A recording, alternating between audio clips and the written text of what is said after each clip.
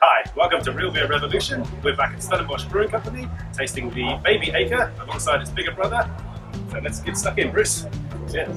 Which one's this? That's the Eike Stout. Eike Stout. Smells fantastic. Love this one, baby. Oh, we know this one's good. Won an award to tell us it was a good.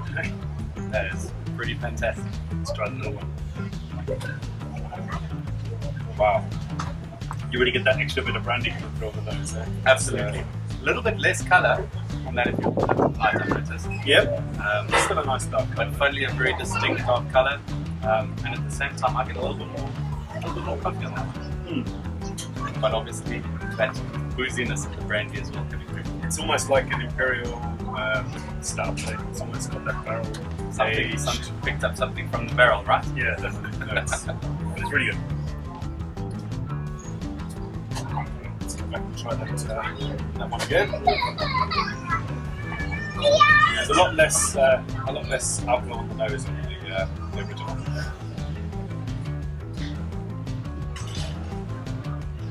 A little bit more dark malty. This is going down well today. Very similar, though. I mean, it was Very similar. I would say it's a very good. A true reflection of the flow. Yes. Absolutely. Yeah.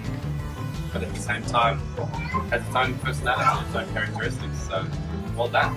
Excited. Well, let's see what everyone else thinks. I'd say the Stellies one is a little bit dry, a little bit more drinkable, but this one's quite robust and like feels like a session maybe someone's in a hurry. Yes. Step one.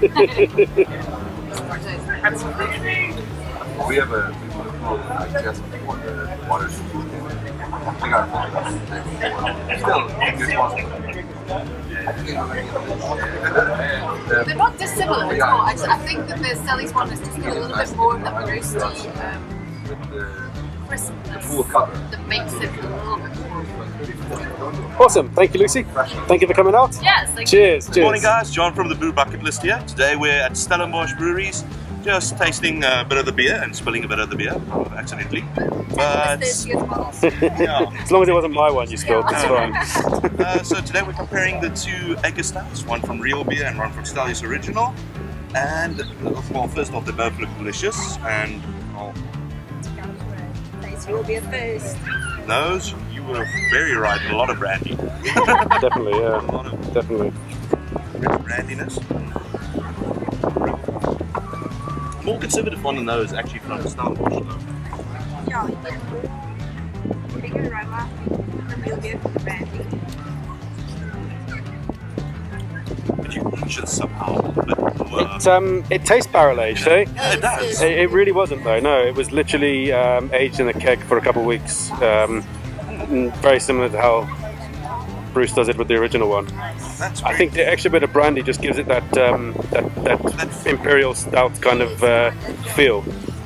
yeah, I would say Bruce is more conservative, more rich, creamy overall. Good beer. Awesome. Well, thanks for coming out, guys. Thanks for trying the beer. I'll let you enjoy your canales there. And thanks for making a great beer. Cheers, man. Cheers. So we're with Matt from Stickman Brewery, and he's tasting the Real Beer Revolution Eike Stout alongside the Stellenbosch Eike Stout. It's different on the nose. It is, yeah.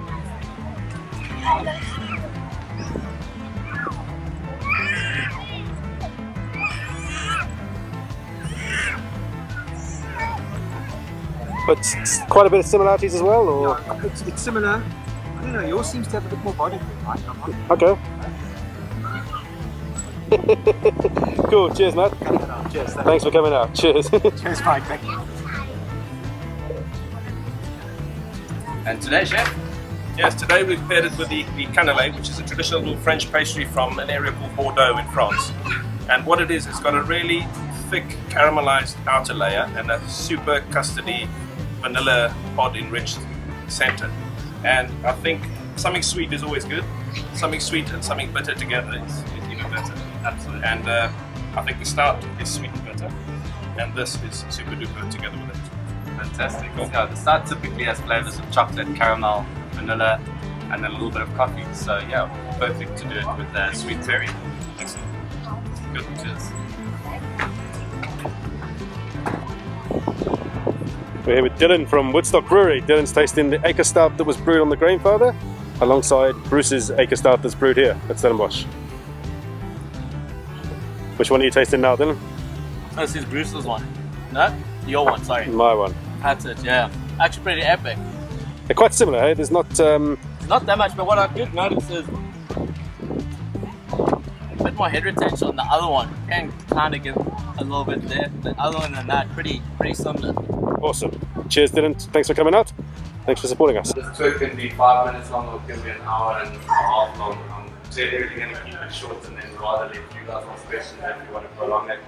But we do a tour where we talk about beer, we do a tour where we talk about brewing, we do a tour where we talk about the story and Stellies. So if any of those are interesting and feeling responsibility about those stories, it's about 10 to 15 minutes.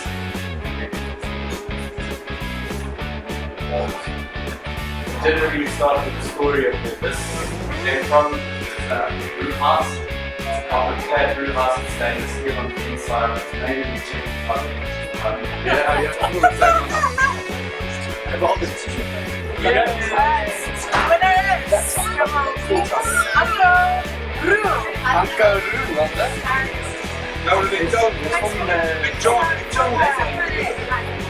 Als je het genoemd hebt. Fix! Je hebt gewoon...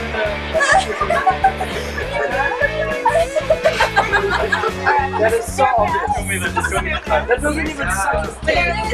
Is that Dylan? Dylan. It's Dylan. I didn't even get that. Dylan Woodstock. Do you think it is? Can you type it backwards?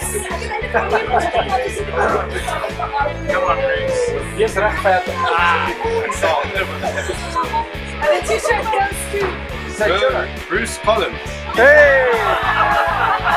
I didn't buy one. It is Christopher Green. What did you win? Enough Look at him about it.